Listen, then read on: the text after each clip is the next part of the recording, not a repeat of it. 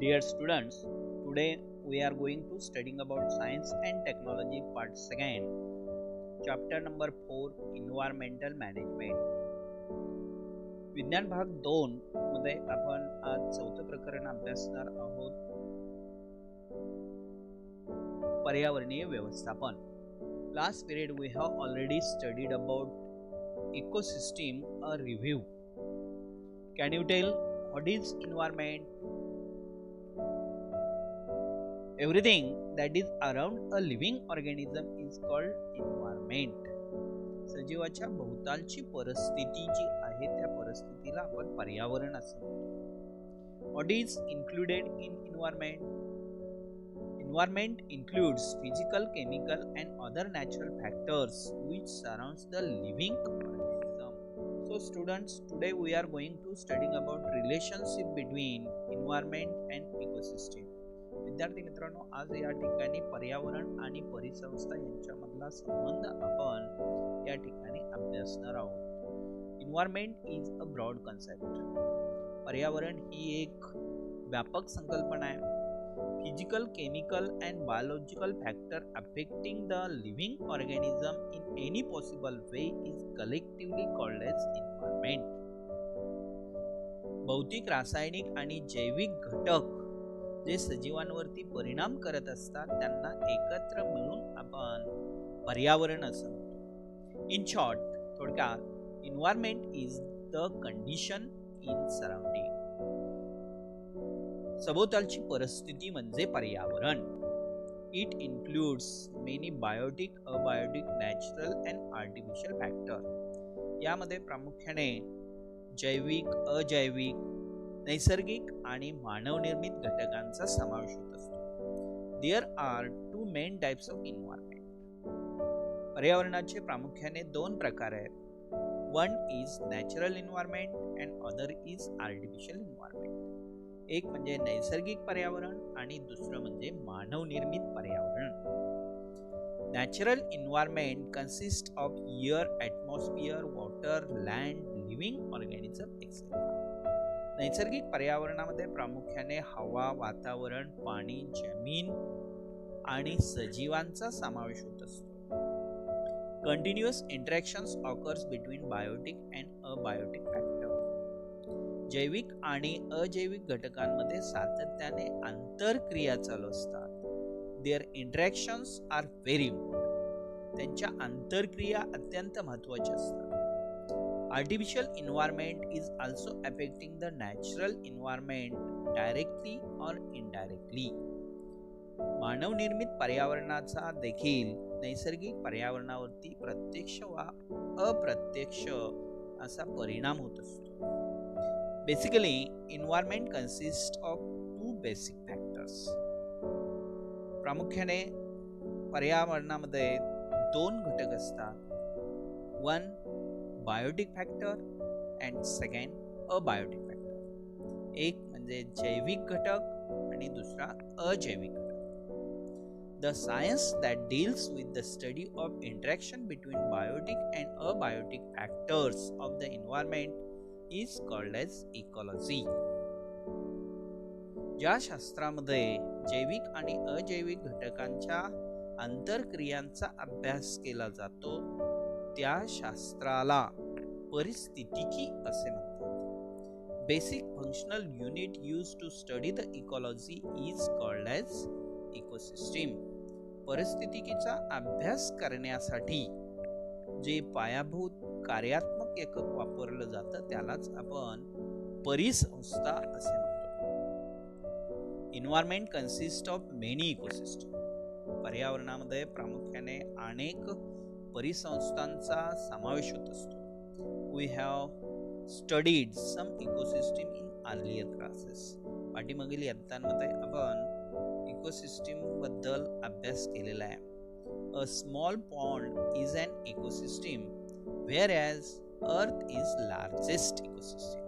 अगदी आपल्या सभोवताली असणारं पाण्याचं तळ जे आहे ते एक छोटंसं परिसंस्थाच आहे आणि आपली पृथ्वी देखील एक सर्वात मोठी असणारी परिसंस्था आहे. इन ब्रीफ, थोडक्यात Biotic and abiotic factors occupying a definite geographical area and their interactions collectively constitute the ecosystem.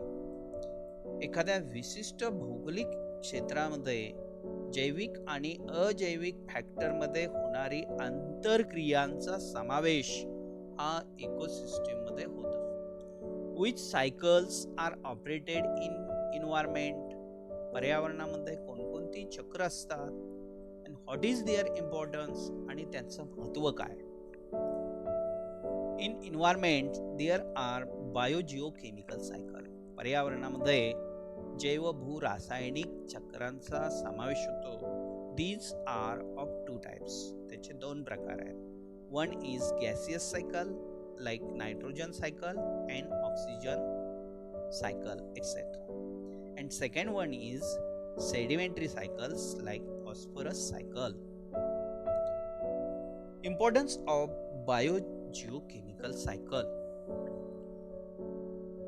Students, we know plants require water, carbon dioxide, phosphorus, potassium, nitrogen, etc.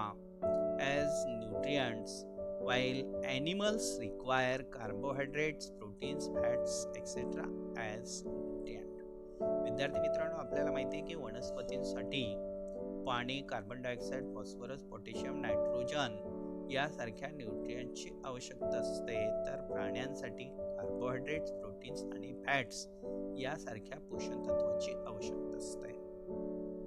Producers and consumers after their death undergoes decomposition and release elements which mix with the soil.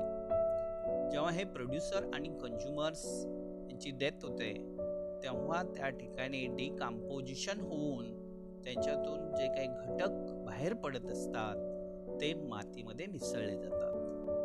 The cyclic moment of nutrient is possible through biogeochemical cycle. या जैव भू रासायनिक चक्राद्वारे न्यूट्रिएंटची चक्रीय अशी हालचाल होत असते. The cyclic movement of elements like carbon, nitrogen, phosphorus, etc. continuously occur on the earth. जसं की या ठिकाणी कार्बन, नायट्रोजन आणि फॉस्फरस यासारखी मूलद्रव्य जी आहेत, जी वनस्पतीसाठी आवश्यक आहेत, त्यांची चक्रीय मोमेंट ही या पृथ्वी तलावरती जैवभू रासायनिक चक्राद्वारे होत असते. By the biogeochemical cycle, the environmental balance is always maintained. याच जैव भू रासायनिक चक्राद्वारे पर्यावरणाचा समतोल साधण्याचं काम केलं जातं. If the environment is in proper condition, then human existence is possible. Therefore, it is our responsibility to preserve nature and maintain environmental balance. Human existence is totally impossible without the existence of nature. निसर्गाच्या अस्तित्वाशिवाय मानवी अस्तित्व अशक्यप्राय आहे. Hence, it is basic responsibility of human being to preserve the nature without disturbing its balance. म्हणून मानवाचं आद्य कर्तव्य आहे की निसर्गाचं संवर्धन करणं, जतन करणं, त्याच्यामध्ये कोणत्याही प्रकारचा डिस्टर्ब न करणं, ते संतुलित राखणं हे मानवाचं आद्य कर्तव्य आहे. It is said that we have got this earth planet on lease from our future generation and not as an ancestral property from our ancestor. असं म्हटलं जातं की ही पृथ्वी आपल्याला वारसा हक्काने मिळालेली नसून ती उसनवारीने पुढच्या पिढीसाठी आपल्याकडे सोपवलेली आहे. Hence, we should not forget to conserve it for ourselves and for future generation. त्यासाठी आपण कदापि विसरायचं नाही की त्याचं संवर्धन करणं आणि पुढच्या पिढीसाठी. Students, next topic is environmental conservation, in which first factor affecting environment. Environment वरती कोणत्या घटकाचा परिणाम होत असतो? There are two factors. One is natural factors like earthquakes, tsunami, flood, volcano eruptions, and second factor is man-made like deforestation, population explosion, industrialization. All these factors affect on the environment.